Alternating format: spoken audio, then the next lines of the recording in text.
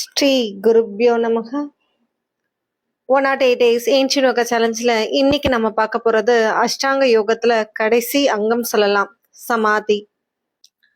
பதஞ்சலி யோக சூத்ரால விபூதி பாதால வர்சஸ் 3ல ததேவ அர்த்த மாத்திர நிர்பாசம் ஸ்வரூப சூன்யம் இவ சமாதின்னு சொல்லியிருப்பாரு பதஞ்சலி முனிவர். இதுக்கு என்ன மீனிங் பார்த்தோம்னா, தத்தேவ அந்த தியானத்துல வடிவம் மறைஞ்சு அர்த்தம் மாத்திரம் உணர்றது தான் இங்க சமாதி. ஒரு படத்துல கிளைமேக்ஸ ஃபர்ஸ்டே சொல்லிட்டு அதுக்கப்புறம் படத்தை பத்தி சொல்ற மாதிரி தான் இந்த பதஞ்சலி யோக சூத்திரம். சமாதி பாதை தான் ஃபர்ஸ்ட் வர பாதா. சமாதியை ஃபர்ஸ்டே எக்ஸ்பிளைன் பண்ணிட்டு அதுக்கான வழிமுறைய சாதன பாதா விபூதி பாதால எக்ஸ்பிளைன் பண்ணியிருப்பாரு பதஞ்சலி முனிவர்.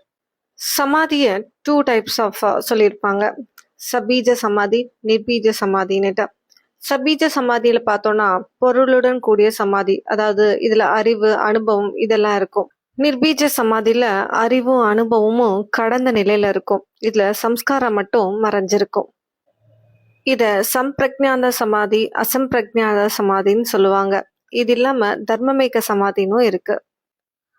சம்பிரஜான சமாதியில பார்த்தோம்னா விதர்க்க விசார சமாதி இருக்கு, சவிச்சார நிவிச்சார சவிதர்க்க நிவிதர்க்கன்னு சொல்லிட்டு, அதாவது சூக்ஷ்ம பொருளை வச்சும் ஸ்தூல பொருளை வச்சும் நம்ம தியானம் பண்றது மூலமா அடையிற சமாதி நிலை. கர்ம பந்தத்துல இருந்தும் கிளேஷாஸ்ல இருந்தும் முற்றிலுமா அவங்க விடுபட்டு ஞானத்துல விவேகியாதி ஞானத்துல வெளிப்படுறது தான் இந்த சமாதி நிலை, தர்மமிக்க சமாதி. ஏன்ஷியன் டெக்ஸ்டான கிரகந்த சம்ஹிதால சமாதி பத்தி ஒரு 6 டைப்ஸ் சொல்லியிருப்பாங்க. இந்த 6 டைப்ஸ்ல ஃபர்ஸ்ட் டைப் தியான யோகா சமாதின்னு சொல்லுவாங்க.